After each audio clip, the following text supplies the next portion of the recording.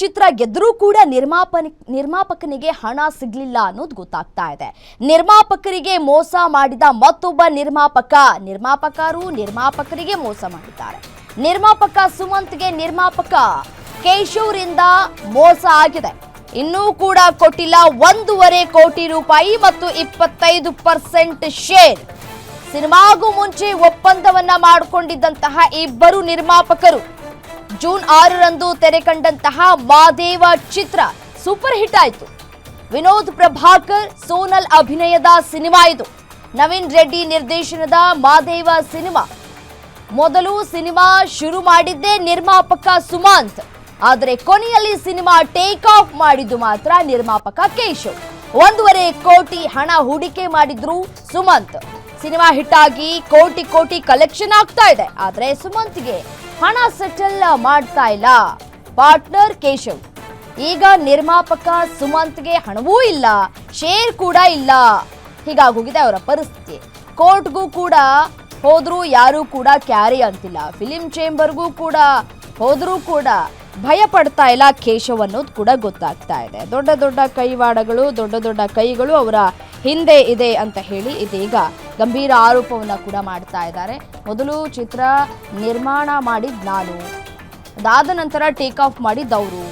Madeva cinema release ಆಗಿ ಇದೀಗ ಕೋಟ್ಯಾಂತರ ರೂಪಾಯಿ ದುಡಿತಾ ಇದೆ. ಬಟ್ ಆದ್ರೆ ನಮಗೆ 1 ರೂಪಾಯಿಯೂ ಕೂಡ ಕೊಟ್ಟಿಲ್ಲ ಅಂತ ಹೇಳಿ ಗಂಭೀರ ಆರೋಪವನ್ನ ಮಾಡ್ತಾ ಇದ್ದಾರೆ.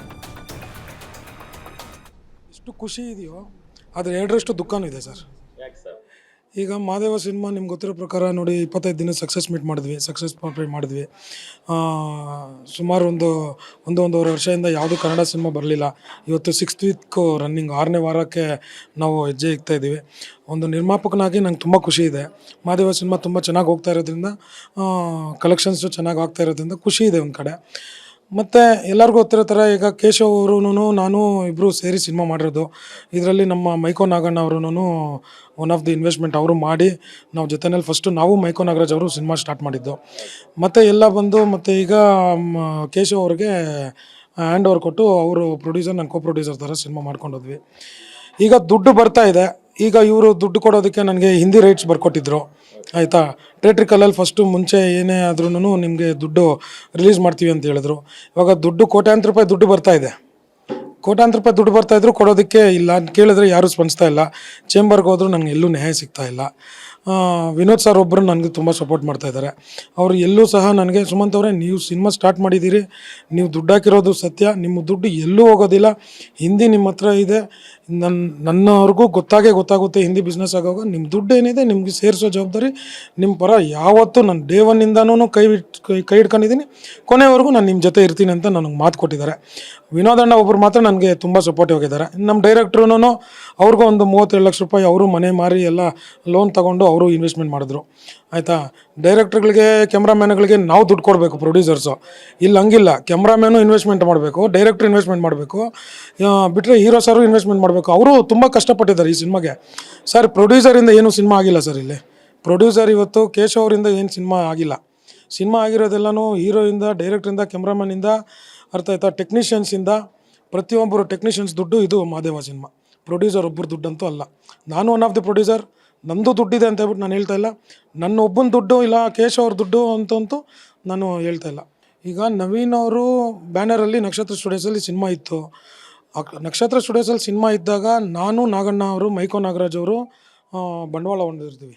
ಸುಮಾರು ಏನಿಲ್ಲ ಅಂದ್ರೂ ಒಂದು 2.5 ಕೋಟಿ ಆಲ್ರೆಡಿ ನಾವು ಬಂಡವಾಳ ಹಾಕಿ ಒಂದಷ್ಟು ಸಿನಿಮಾ ಶೂಟಿಂಗ್ ಎಲ್ಲ ಆಗಿ ಒಂದು ಮಟ್ಟಕ್ಕೆ ಬಂದಿರುತ್ತೆ. ಮತ್ತು ನಮಗೆ ಒಂದು ಸಿನಿಮಾನ ಒಂದು ದೊಡ್ಡ ಬಜೆಟಲ್ಲಿ ಹೋಗ್ತಾ ಇರೋದ್ರಿಂದ ನವೀನ್ ಬಂದುಬಿಟ್ಟು ಕೇಶವ್ ಅವ್ರಿಗೆ ಒಂದು ಅವಕಾಶ ಮಾಡಿಕೊಡ್ತಾರೆ. ಕೇಶವ್ ಅವರು ಇಂಟ್ರೆಸ್ಟಲ್ಲಿ ಇರ್ತಾರೆ. ಏನೋ ಅವ್ರಿಗೆ ಹೆಂಗೆ ಅಂದರೆ ಎಲ್ಲಾದರೂ ದುಡ್ಡು ಹಾಕಿ 1 ಕೋಟಿ ಎತ್ತಿ ಹಾಕ್ಬಿಟ್ಟು ಒಂದು 100 ಕೋಟಿ ಮಾಡ್ಕೊಂಬಿಡೋಣ, ಅರ್ಥ ಆಯ್ತಾ. ಇಲ್ಲಾಂದರೆ ಸಿಕ್ಕಿದ್ರೆ ಎಲ್ಲರಿಗೂ ಯಾಮಾರಿಸ್ಬಿಡೋಣ, ಮೋಸ ಮಾಡಿಬಿಡೋಣ ಅನ್ನೋ ಒಂದು ಮೈಂಡ್ಸೆಟ್ಟಲ್ಲಿ ಅವರು ದುಡ್ಡು ಹಾಕಿದ್ರು.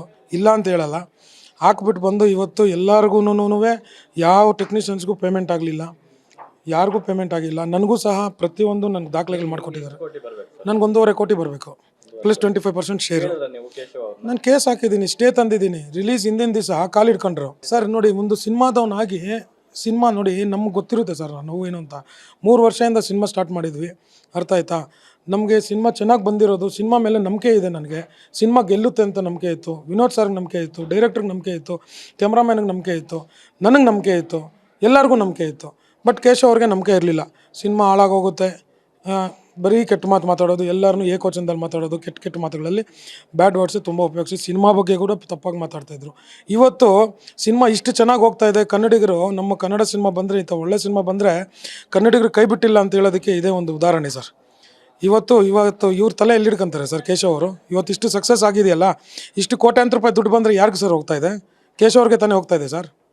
ಯಾಕೆ ಸರ್ ಸಿನಿಮಾ ಬಗ್ಗೆ ಅಷ್ಟು ಕೆಟ್ಟದಾಗಿ ಮಾತಾಡಬೇಕು? ಆ ಒಂದೇ ಒಂದು ಕಾರಣಕ್ಕೆ, ಸಿನಿಮಾ ಹಾಳಾಗಬಾರ್ದು ಅನ್ನೋ ಒಂದು ಕಾರಣಕ್ಕೆ ಹಿಂದಿನ ದಿವಸ 5 ಗಂಟೆಯಲ್ಲಿ UFA ಕ್ಯೂಬಲ್ಲಿ ಸಿನಿಮಾ ರಿಲೀಸ್ ಮಾಡೋದಕ್ಕೆ ಪರ್ಮಿಷನ್ ನಾನು ಕೊಡ್ತೀನಿ ಸರ್. ಕೇಸ್ ಇನ್ನೂ ರನ್ನಿಂಗಲ್ಲಿದೆ, ಹಿಂದಿ ರೈಟ್ಸ್ ಬರ್ಕೊಟ್ಟಿದ್ದಾರೆ. ಇವತ್ತು ದುಡ್ಡು ಕೇಳಿದ್ರೆ ಪ್ರಾಣ ಬೆದರಿಕೆ ಆಗ್ತಾಯಿದ್ದಾರೆ. ನನಗೆ ಏನೇ ಹೆಚ್ಚು ಕಮ್ಮಿ ಆದ್ರೂ ನೆನ್ನೆ ಎಲ್ಲ ನನ್ನ ಫೋನ್ಸ್ ಎಲ್ಲ ರೆಸ್ಪಾಂಡ್ ಮಾಡ್ತಾಯಿಲ್ಲ. ಮೊನ್ನೆ ಎಲ್ಲ ಫೋನ್ ಮಾಡಿಬಿಟ್ಟು ಸಾಯಿಸಾಕ್ಬಿಡ್ತೀನಿ, ಮನೆ ಹತ್ರ ರೌಡಿಗಳನ್ನ ಕಳಿಸ್ತೀನಿ, ಈ ಥರ ಎಲ್ಲನೂ ಬೆದರಿಕೆಗಳಾಗ್ತಾಯಿದ್ದಾರೆ. ಹಾಗೆ ಸರ್ ಅವರು ಮತ್ತು ಅವ್ರ ಮಗ ಲಂಡನ್, ಅವ್ರ ಮಗ ಬಂದುಬಿಟ್ಟು 2ನೇ ಮಗ ಲಂಡನಲ್ಲಿ ಲಾಯರ್ ಮಾಡ್ಕೊಂಬಂದ್ಬಿಟ್ಟಿದ್ದಾನೆ ಸರ್. ಲಾಯರ್ ಮಾಡ್ಕೊಂಬಂದ್ಬಿಟ್ಟಿರೋದ್ರಿಂದ ಯಾರೂ ಮಾತು ಮೇಲೆ ಉಳ್ಕೊಳ್ಳಲ್ಲ. 1% ಮಾತು ಮೇಲೆ ನಿಂತ್ಕೊಂಡಿಲ್ಲ. 4 ಅಗ್ರಿಮೆಂಟ್ ಮಾಡಿಕೊಟ್ಟಿದ್ದಾರೆ ನನಗೆ, ಆಯಿತಾ? ಮತ್ತು ಮಾತು ತಪ್ಪೋದು, ಏನಾಗುತ್ತೋ ಮಾಡ್ಕೋ ಹೋಗೋ, ಕೆಟ್ಟ ಮಾತು, ತಾಯಿ ಬಗ್ಗೆ ಮಾತಾಡ್ತಾರೆ, ಹೆಂಡತಿ ಬಗ್ಗೆ ಮಾತಾಡ್ತಾರೆ, ಆಯಿತಾ? ಏನು ಮಾತಾಡ್ತೀರಾ ಸರ್ ಅಂಥವ್ರ ಹತ್ರ? ಕಂಪ್ಲೇಂಟ್ ಮಾಡಿದ್ದೀನಿ. ಅವರು ಹೇಳಿದ್ದಾರೆ, ಹಿಂದಿ ಬರ್ಕೊಟ್ಟಿದ್ದಾರಲ್ವ, ಮಾಡಿಸ್ಕೊಳ್ರಿ ಅಂತ. ಸ್ಟಾರ್ಟಿಂಗ್ ರಿಲೀಸ್ ಬಿಫೋರೇ ದುಡ್ಡು ಇಸ್ಕೊಡ್ತೀನಿ ಅಂತ ಹೇಳಿದ್ರು.